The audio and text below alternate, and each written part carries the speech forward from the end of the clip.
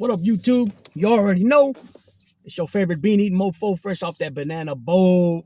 The Latin assassin himself, Big Lou. At What It Do with Big Lou, NFZR2. Baby. Salute to all the veterans, past, present, and go ahead. I'm going to go ahead and say future as well.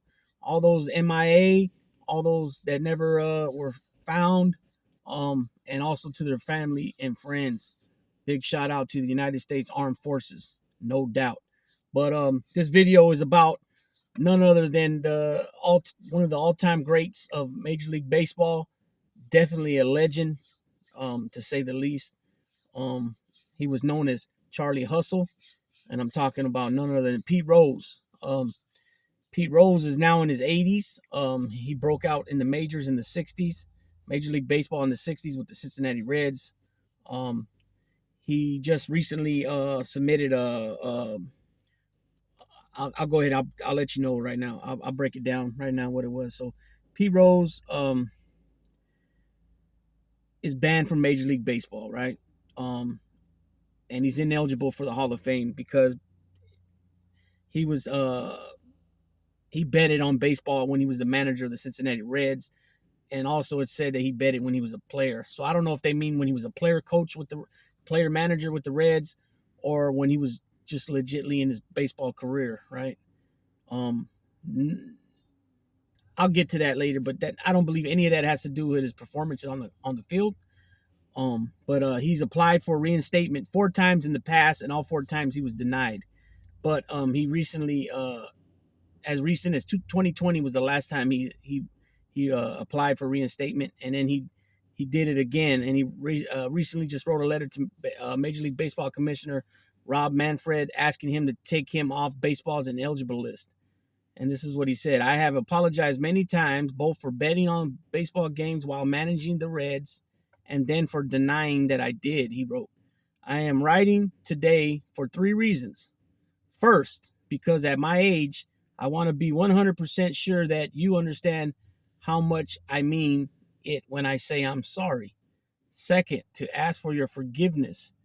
And third, because I still think every day about what I would mean. What he said, I still think every day about what it would mean to be considered for the Hall of Fame." So he's apologizing to this commissioner. This is not even the commissioner that initially banned him, nor is it. I'm not sure exactly, but that was let's see, Faye Vincent, I think it was, or the one with the guy with the Italian last name. There's been like two or three other commissioners in the meantime, from the commissioner that originally barred him and this one. I know Faye Vincent, and then the other one, I can't think of his name, but he has an Italian last name. I'll come across it in a minute. So he's apologizing. I believe he's sincere about that. He also noted that he disappointed many Reds fans and baseball fans, and it is among my greatest regrets that I let down fans who believed in me and who love baseball. He said to the commissioner, "You can't imagine how painful it is when I see my teammates from all the great teams I played on and players I played against go about their lives in ways I wanted to," Pete Rose wrote. I want to be part of that too, and I know I probably never will. I am so grateful for the time I shared with them on and off the field. Nothing replaces it. People think you move on after you leave the game. You do in many ways, but the most important parts of baseball should grow even stronger. I screwed that up. He goes on to say, "I'm asking for your forgiveness. Despite my many mistakes, I am so proud of what I accomplished as a baseball player. I am the hit king, and it is my dream to be considered for the Hall of Fame. Like all of us, I believe in accountability. I am 81 years old, and I know that I have been held accountable and that I hold myself accountable. I write now to ask for another chance." Okay, here at Bartlett Giamatti, that was his name. Rose was placed on baseball's permanently ineligible list by then Commissioner A. Bartlett Giamatti, who served just 5 months as baseball's commissioner before dying of a heart attack. In '89, just 1 week before the Giamatti's passing, He denied the claims for years, but finally admitted to betting on baseball and Reds games in 2004. So you're talking 15 years later. Rose had admitted he continues to bet on baseball, which has plagued him and his reinstatement hopes. But the Reds will open a BetGMG sportsbook in Great American Ballpark next year. Rose has made several appearances at Major League Baseball stadiums over the years since being banned. The first being when he was named to the All-Century team in a pregame ceremony before Game 2 of the 1999 World Series. He also appeared in a celebration for the 25th anniversary of him becoming the Hit King in 2010, as well as festivities for the 2015 All-Star Game in Cincinnati. This past August, he went to Citizens Bank Park to celebrate the 1980 Philadelphia Phillies World Series team. So that's where, Pete Rose holds accountability for what he did, right? Even though it took him 15 years to admit it finally publicly, you're talking 30 since 1989. That's 33 years of, and 33 years of being banned from baseball, as far as from the Hall of Fame, right? He'll never get a job again, with that type of stuff hanging over your head. You'll never get a job again within Major League Baseball, right? He was for a time on the I think it was Fox with Frank Thomas and him. And then recently I seen him in the Netflix documentary of Nolan Ryan. Him and Nolan Ryan were speaking. Nolan Ryan told him he holds 51 Major League Baseball records. And Pete Rose was like, dang, Pete Rose, he holds some too. But let me give you a little background about Pete Rose. So he was born Peter Edward Rose Sr., born on April 14, 1941, right? As we are, like I already mentioned, and a lot of people know already, his nickname is Charlie Hustle.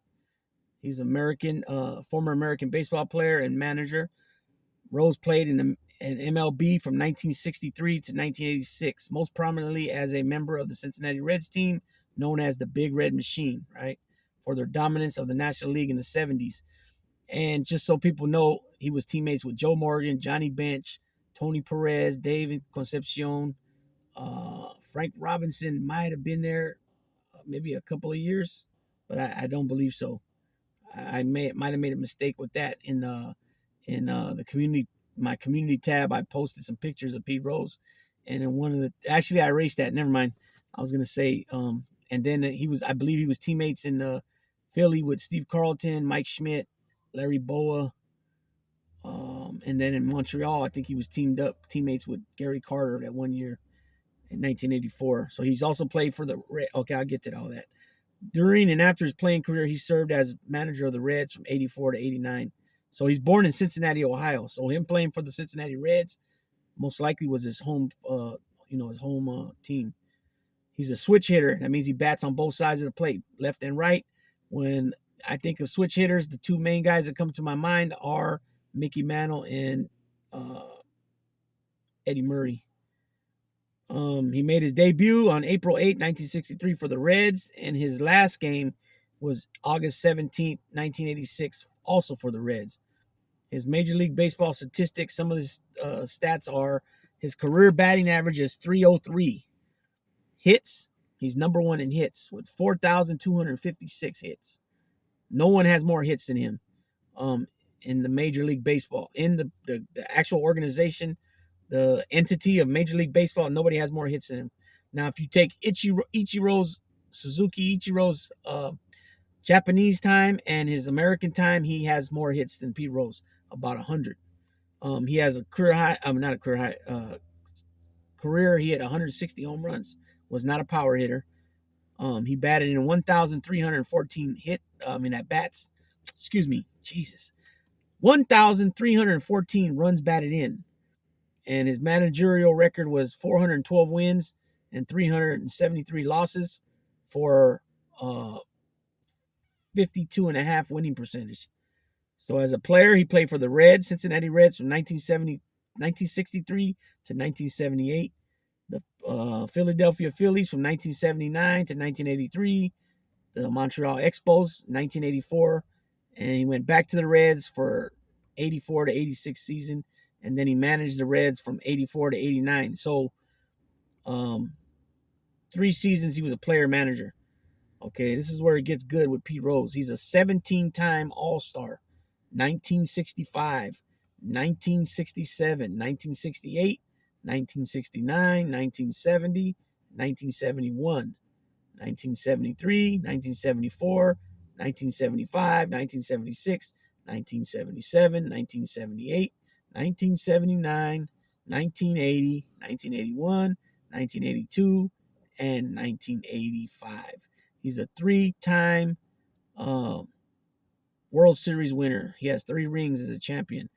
2 with the Reds, 1975, 1976, and 1 with the Philadelphia Phillies, 1980. He's got 1L MVP in 1973. He's got a World Series MVP in 1975. He's the NL Rookie of the Year in 1963. He's got 2 Golden Gloves, 1969 and 1970. He got a Silver Slugger Award, 1981. Roberto Clemente Award, 1976. He's a 3-time NL batting champion, 68, 69, and 1973. His number 14 is retired by the Reds, and he's part of the Cincinnati Reds Hall of Fame. He's a Major League Baseball All-Century team member, and these are some of his records. 4,256 career hits. That's why they call him the Hit King. 3,215 career singles. 3,562 career games played. 14,053 career at-bats. And 15,890 career plate appearances. So, like I mentioned, he was a switch hitter and is the all-time baseball career hits leader, which I already mentioned. He won 3 World Series. I already said all that. He played multi-positions. He played second base, left field, right field, third base, and first base. And if he would have been in the American League, he would have been doing some DH too. Both his Golden Gloves were as an outfielder. 89, his last year as a manager, and 3 years after retiring as a player, he was penalized with the permanent ineligibility for baseball amidst accusations that he gambled on baseball games. So we already talked about that.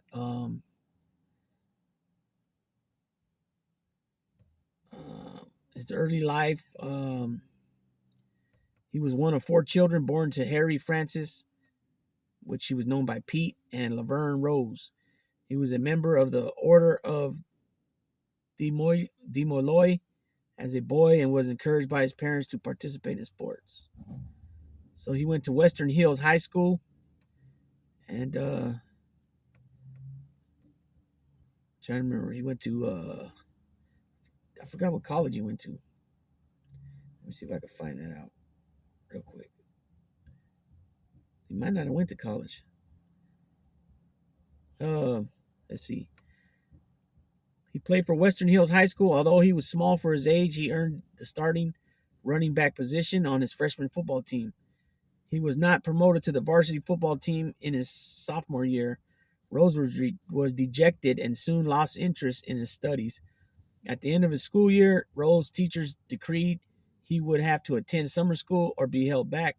His father decided it would be better for Pete to repeat a year of school than miss a summer playing baseball. It would also give Pete an extra year to mature physically. When Rose reached his senior year, he had used up his 4 years of sports eligibility. In the spring of '60, he joined the Class AA team sponsored by Fritz Big Boy of Lebanon, Ohio, in Dayton Amateur League. He played catcher, second base, and shortstop, and compiled a .626 batting average. Wow. This would have been the pinnacle of Rose's baseball career if not for the help of his uncle, Buddy Blowbaum, was a bird dog scout for the Reds, and he pleaded the case for his nephew. The Reds, who had recently traded away a number of prospects who turned out to be very good, decided to take a chance on Rose. Upon his graduation from high school, he signed a professional contract. So he didn't even go to college. And look at that. His uncle was a scout for the Reds. So if that never happened, if he never had that connection, he never would have went on to be such a baseball legend. That's a trip. That's a hell of a story right there. So 1963 Cincinnati Reds. He ends up being Rookie of the Year, right? During his spring training game against the White Sox, the Reds' regular second baseman Don Blasingame pulled a groin muscle. Rose got his chance and made the most of it. During another spring training game against the Yankees, Whitey Ford gave him the derisive nickname Charlie Hustle after Rose sprinted to first base after drawing a walk. So imagine that. 1963, your rookie season, a great like Whitey Ford gives you the nickname Charlie Hustle, and it sticks. So he got that nickname in his rookie season and then went on to play 20 more years. That's a trip. 20 more plus years, whatever it was. Despite or perhaps because of the manner in which Ford intended it, Rose adopted that nickname as a badge of honor. In Ken Burns' documentary Baseball, Ford's teammate, best friend Mickey Mantle claimed that Ford gave Rose the nickname after Rose, playing in left field, made an effort to climb the fence to try to catch a Mantle home run that was about 100 feet over his head. According to Mantle, when he returned to the dugout, Whitey said, "Hey, Mick, did you see old Charlie Hustle out there trying to catch that ball?" So apparently it was made in a derogatory fashion, I guess, to make fun. Rose made his major league debut on April 8, 63 against the Pirates at Crosley Field and drew a walk in the first plate appearance. After going 0-11, Rose got his first major league hit on April 13th, a triple off Pittsburgh's Bob Friend. He hit .273 for the year and won the National League Rookie of the Year, collecting 17 of 20 votes. Another thing I didn't mention about Pete Rose was, I was going to say everybody knows, but I don't think everybody knows. But anybody that's a good, avid baseball fan, or especially a Yankees fan, they know Joe DiMaggio has the record for hitting safely in 56 games. Well, Pete Rose, he hit safely in 44 games, which is still awesome. Nothing even gets close to that nowadays. Pete Rose entered the United States Army Reserves after the 63 baseball season. He was assigned to Fort Knox for 6 months of active duty, followed by 6 months of attendance with the 478th Engineering Battalion USAR unit at Fort Thomas, Kentucky. At Fort Knox, he was platoon guide and graduated from United States Army basic training on June 18, 1964. 1 week before his marriage to Carolyn Engelhard, Rose remained at Fort Knox to assist his sergeant in training the next platoon to help another sergeant train the fort's baseball team. Later in his Fort Thomas service, Rose served as a company cook, which entailed coming in early for the 1 weekend per month meeting so that he could leave early enough to participate in the Reds' home games. If anybody don't know, Cincinnati and Kentucky is very close. Once I had a boss that was from Kentucky, but he used to speak a lot of Cincinnati. And then anybody that don't know, Sticks from Stay Awake TV. If you haven't already, go check out his channel. Give him a sub, like, and share.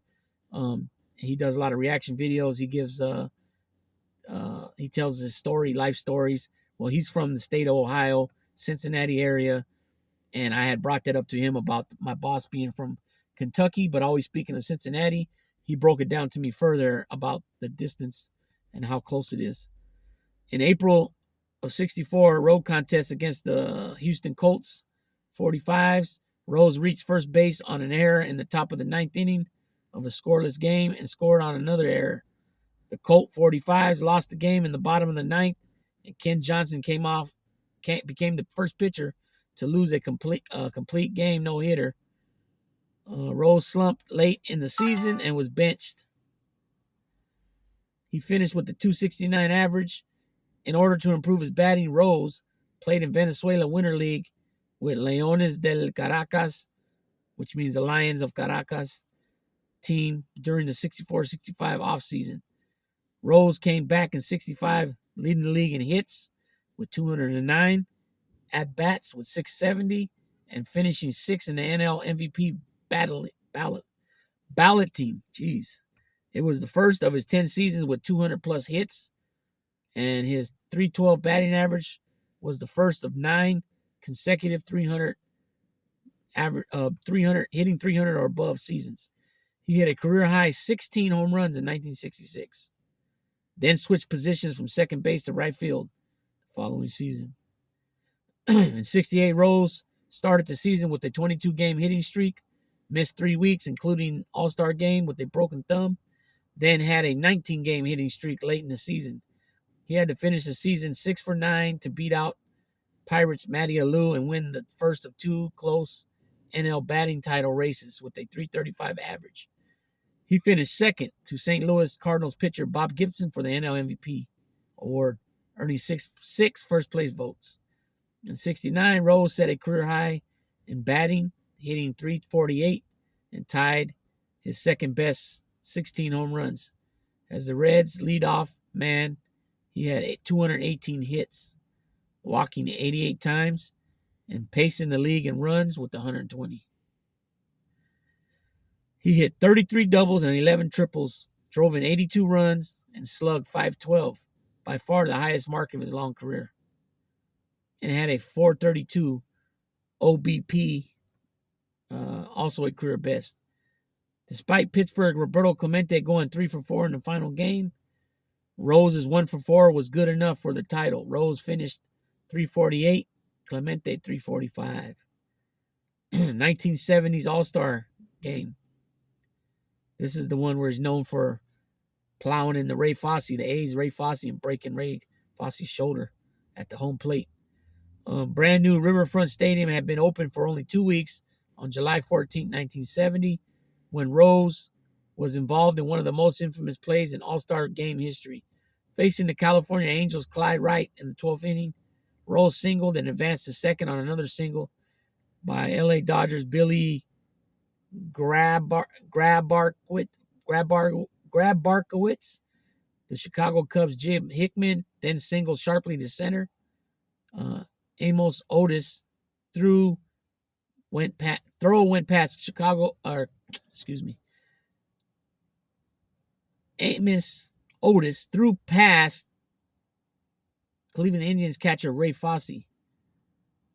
I said the A's. I thought he was still with the A's at the time, or with the A's. As Rose barreled over Fosse to score the winning run, Fosse suffered a fractured and separated shoulder, which underwent diagnosis until the next year.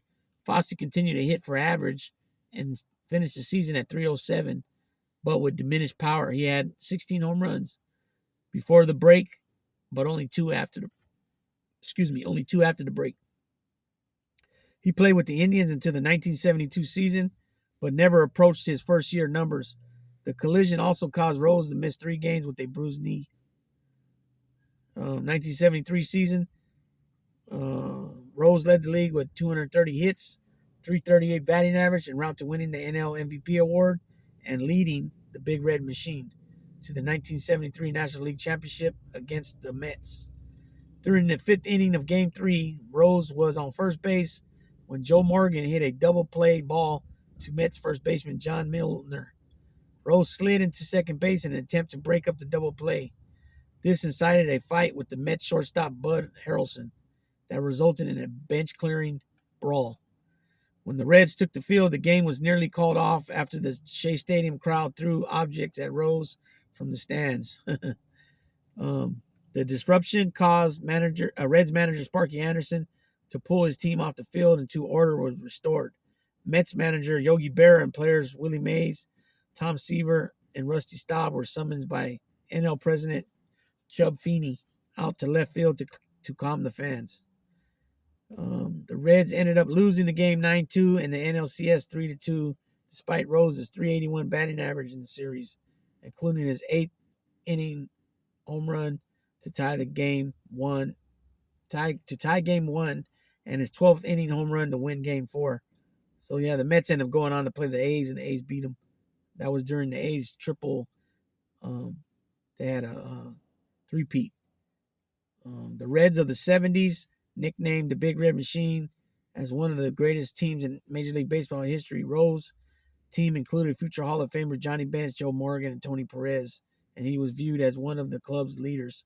And he belongs in the Hall of Fame just with those guys. You know what I'm saying? George Foster was another teammate. Let's see. So on his 3,000 hit came on May 5th, 1978. Rose became the 13th player in Major League Baseball history to garner his 3,000 career hit when he singled off Montreal Expos pitcher Steve Rogers in front of almost 38,000 fans at a home field Riverfront Stadium. So at the time he did it, there was 13 players that hit 3,000 or more hits. Now, current time, there's like 33 players that done it. And there's only like 5 players that hit 3,500 or more. Pete Rose being 1, Ty Cobb being 2, Stan Musial 3. There's a couple more, but there's only 2 guys that hit 4,000 or more. That's Pete Rose and Ty Cobb. Here's a little bit about the 44-game hitting streak that I mentioned. On June 14, 1978, so a month after he got his 3,000 hit in Cincinnati, Rose singled in the first inning off Cubs pitcher Dave Roberts. Rose would proceed to get a hit in every game he played until August 1st, making a run at Joe DiMaggio's 56-game hitting streak record, which had stood virtually unchallenged for 37 years. Now, 1970 has been standing for 70 years, something like that. The streak started quietly, but by the time it reached 30 games, the media took notice, and a pool of reporters accompanied Rose and the Reds at every game. On March 19th, in a game against the Phillies, Rose was hitless going into the 8th inning when he walked. His team was trailing in the 9th inning, and the streak appeared over, but the Reds batted through their entire lineup and gave Rose another chance to bat. Pete Rose faced Ron Reed and laid down a perfect bunt single to extend the hit streak to 32 games. He would eventually tie Willie Killer's 1897 single-season National League record at 44 games. But the streak came to an end on August 1st when Gene Garber of the Atlanta Braves struck out Rose in the 9th inning. With 2 outs and a 2-2 count, Garber decided not to challenge Rose with the fastball. He took full advantage of Rose's predicament by throwing him an off-speed pitch out of the strike zone, which Rose swung at and missed. Rose was livid after the game. He blasted Garber and the Braves for treating the situation like it was the 9th inning of a 7-game World Series. Garber took the comment as a compliment. I said to myself, well, thanks, Pete. That's how I try to pitch every time I'm in a game. Then he moves on to the Philadelphia Phillies in 1979 to 83, joining Mike Schmidt. If you guys don't know much about Mike Schmidt, in my book, he's the greatest third baseman to ever play. I did a video on him and Nolan Ryan last week sometime. So go check that video in the video section. So the Philadelphia Phillies had won the National League East 3 years running, 1976, 77, and 78. 2 of which were won with 101 win seasons. Damn, that's awesome. But they were unable to make it to the World Series. In 79, the Phillies believed that Rose was the player who could bring them over the top. And they temporarily made him the highest paid athlete in team sports when they signed him to a 4-year, $3.2 million contract as a free agent. With perennial all-star Mike Schmidt firmly entrenched at third, Rose made the final position change of his career when he moved to first base. So you got 2 legends on the corners, right? And it was a hell of a move by the Phillies, and they were exactly right when they felt that adding the perennial legend that he was, because you got to keep in mind, he already was in, his 15, 16 season by this time. That he was the piece that they needed to get over the hump and out of the National League, the NLCS, and into the World Series. And that's exactly what happened. Although the Phillies missed the postseason in Rhodes' first year with the team, they earned 3 division titles, one in the first half of the strike-shortened season, 81, and 2 World Series appearances, their first World Series title in 1980 in the following 4 years. Rose had the worst season of his career in 83, which was also the season that the Phillies played in their second World Series in 4 years. The 42-year-old Rose batted only .245 with 121 hits and found himself benched during the latter part of 1983. season when he appeared periodically to play and pinch hit. Rose did blossom as a pinch hitter with 8 hits and 21 at bats with a 381 average. But you see that how they're talking about him in a bad light. He's 42 years old. You know what I'm saying? I've made this statement many times before. If age was never significant in anybody's careers, then we'd have a bunch of champions, boxing champions in their 40s in all the divisions. We've only seen it a few times, right? George Foreman, heavyweight champ at 42, at 44. We've seen Bernard Hopkins, late 40s. I don't remember. I know I think he was still champion at 49. And I think he fought up until 51. Other than that, you see guys late 30s, Nonito Donaire, Pacquiao was champion. He still held a belt when he was 40. Mayweather 37, 38. But that's it. MMA, you see, a whole bunch of champions. Look what happens to guys like Tito Ortiz and Chuck Liddell. They end up getting knocked out all the time. Roy Jones end up getting, after he dominated for so many years, Roy Jones, he ends up getting knocked out like 4, 5. Glenn Johnson, Jermaine O'Neal. He got knocked out a few times. Not Jermaine O'Neal, Antonio Tarver, excuse me. So we'd have a bunch of champions. There's only one Tom Brady, 44, 43, 44 years old, winning Super Bowl still. You know what I mean? LeBron James he's not even in his 40s, but he's been in the league for 20 years. That's because he came into the league straight out of high school. That's the difference between him and Kareem. Because just imagine if Kareem came straight out of high school into the NBA, then, you're talking, I think Kareem came out in his junior year. So you're talking, 2 or 3 years there that, Kareem could have added on, and LeBron did add on. But not to mention, I'm not going to take nothing from LeBron about being an athlete. Every year of his career, he's averaged at least 25 points. Kareem in his 19th season, 20th season, he was already declining, barely, averaging 12 points a game, 10 points a game. LeBron still at it at a high-tech level. You know what I mean? So after he was pinch hitting a lot, Rose bounced back during the postseason, batting .375, 6 for 16 during the NLCS against the Dodgers, and .312, 5 for 16 in the World Series against the Baltimore Orioles. Rose went 1 for 8 in the first 2 games in Baltimore and was benched for Game 3 in Philly. Though he grounded out in a pinch-hitting appearance, Rose objected to Paul Owens' decision to bench him in a pregame interview with Howard Cosell of ABC Sports. Rose bounced back with 4 hits in his last 7 at-bats in the remaining 2 games of the World Series, though the Philadelphia Phillies lost to the Orioles 4-1, a gentleman's sweep. He goes on to play for the Montreal Expos for 1 year, 1984. He was granted an unconditional release from the Phillies in late October '83. Phillies management wanted to retain Rose for the '84 season, but he refused to accept a more limited playing role. Months later, he signed a 1-year contract with the Montreal Expos. On April 13, '84, the 21st anniversary of his first career hit, Rose doubled off the Phillies' Jerry Koosman for his 4,000th career hit. So look at that. He hits his 4,000th career hit against the former team that wanted to limit his playing time to become only one of 2 guys that hit 4,000 or more hits, which the other being Ty Cobb, right?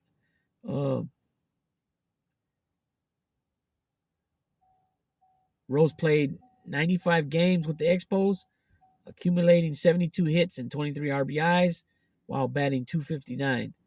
On August 15, '84, he was traded back to the Reds for infield Tom Lawless. Returning to Cincinnati, upon rejoining the Reds, Rose was immediately named player manager, replacing Vern Rapp as the manager. Despite his .259 average for the season, prior to joining the Reds, he hit .365 for the Reds in 26 games with 35 hits and 11 RBIs, finishing with a .286 overall average, a 41-point improvement over the '83 season. Furthermore, Rose managed the Reds to a 19-22 record for the remainder of the season. Though the role was once common, to date, Rose is the last person to serve as a player manager in Major League Baseball. On September 11th, 85, Rose broke Ty Cobb's all-time hits record with 4,192 career hits. A single to left field off San Diego Padres pitcher Eric Show. According to MajorLeague.com, Major League Baseball continues to recognize Cobb's final hit total of 4,191, though independent research has revealed two of Cobb's hits were counted twice. It has been suggested because of this that Rose actually broke Cobb's record against the Cubs' Reggie Patterson with a single in the first inning of a Reds 5-5 called game because against Chicago on September 8th. ABC's Wild World of Sports named Rose its Athlete of the Year because Rose broke Cobb's record. Rose accumulated a total of 4,256 hits before his final career at bat, a strikeout against the Padres' Rich Gossage on August 17, 1986. Retirement as a player. Like I mentioned, his number 14 was retired by the Cincinnati Reds.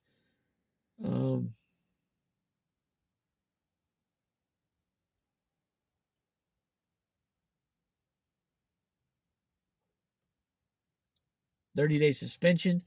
April 30th, 1988, during a home game against the New York Mets. With two out in the top of the ninth inning, Mookie Wilson hit what looked like a routine ground ball to shortstop. But the throw to first base was wide and pulled the first baseman's foot off the bag. So he was called safe, and he went out there and got into it with the refs, with the umpires, and then eventually was suspended. The permanent ineligibility, I kind of spoke about that already. Amid reports that he had bet on baseball, Rose was informally questioned in February '89 by Commissioner of Baseball's Peter Ueberroth and NL President Bart Giamatti. Rose, with his lawyer present, had stated that he had bet on football, basketball, and horse racing, but he denied the betting allegations in baseball. By this time, MLB owners had elected Giamatti to succeed as the new commissioner. And then within 5 months later, he died of a heart attack. Rose had placed bets on baseball games on March 21st, 89. In the cover story of the issue, dated April 3rd, 89, Giamatti assumed office as the seventh commissioner of baseball on April 1st. 3 days later, attorney John M. Dowd was retained to investigate the charge against Rose. Dowd interviewed many of Rose's associates, including alleged bookies and bet runners. He delivered a summary of his findings to the commissioner in May. In it, Dowd documented Rose's alleged gambling activities in '85 and '86 and compiled a day-to-day account of Rose's alleged betting on baseball games in 1987. The Dowd report documented alleged bets on 52 Reds games in 1987, citing Rose wagered a minimum of $10,000 a day, whereas other allegedly involved in the activities claimed that number was actually $2,000 a day. In response, Rose continued to deny all the accusations against him and refused to appear at a hearing with Commissioner Giamatti on the matter. He filed a lawsuit in Hamilton County Court of Common Pleas, the Ohio State Trial Court covering Cincinnati, alleging that the commissioner had prejudged the case and could not provide a fair hearing. The Court of Common Pleas issued a temporary restraining order to delay the hearing, but Giamatti sought to remove the case to federal U.S. District Court for the Southern District of Ohio. Man, Giamatti really took this stuff serious. The Southern District of Ohio granted Giamatti's approval petition.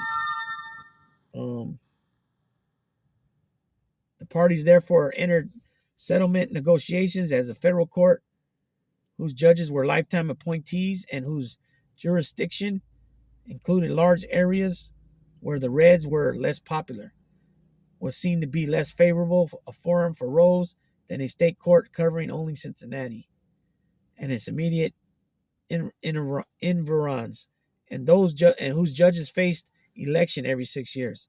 Aftermath: on August 24, 1989, Rose voluntarily accepted a permanent place on baseball's ineligible list. Rose accepted that there was a factual reason for the ban. In return, Major League Baseball agreed to make no formal finding with regard to the gambling allegations.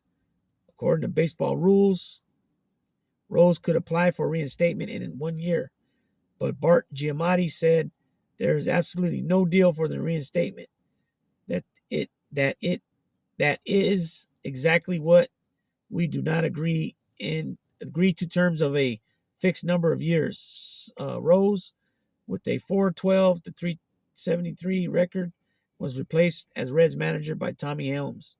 Rose began therapy with psychiatrists from treatment of gambling addiction. Giamatti died of a heart attack September 1st, 1989, 8 days after announcing Rose's suspension. So, betting for or against. Dowd reports say no evidence was discovered that Rose bet against the Reds, but investigators, Dowd stated in a December 2002 interview that he believed Rose probably bet against the Reds while managing them. Those critical of Rose's behavior, including Ohio's own Hall of Fame Hal McCoy, had observed that the major problem with Rose betting on baseball, particularly the Reds, is that the manager, he could control games, make decisions that could enhance his chances of winning his bets, thus jeopardizing the integrity of the game. Major League Baseball rules that Rose violated prohibits any bet on a game the bettor is involved in, making no distinction between betting for or against one's team. The rule is Rule 21. Misconduct D. Betting on ball games. Any player, umpire, or club, or league official, or employee who shall bet any sum whatsoever upon any baseball game in connection with which the bettor has a duty to perform shall be declared permanently ineligible. So, obviously it was, this was something a lot of people didn't dig at all.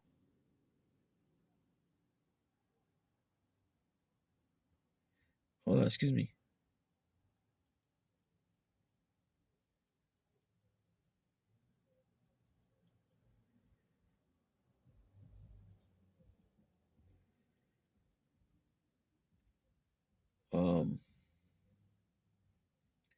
So, me personally, 1989, if you date back to 1989, that's 33 years ago. 33 years ago was when Pete Rose was suspended, right? Okay. He retired officially in 1986. I think, yeah, 1986.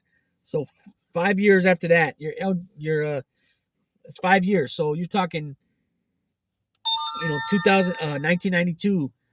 I mean, yeah, 1992 he's eligible, okay? So that's still 30 years since his eligibility started.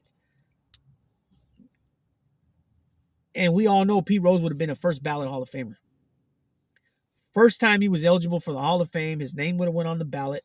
He would have got at least 80% of the vote, which I believe you got to get 70 something you got to get in order to be voted in.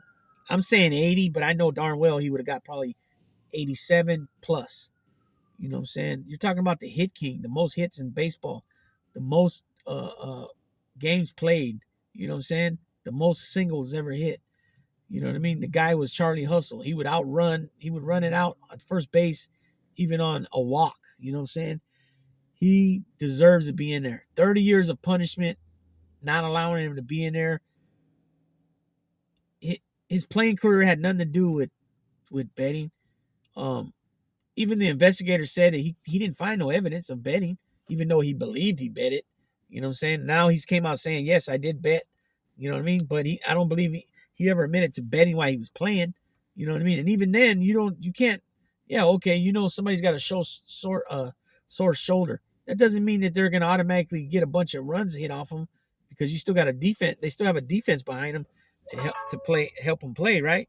And then on top of that, you can't call it for sure how the relief pitcher and the relievers, the setup man, the closer, how they're going to play.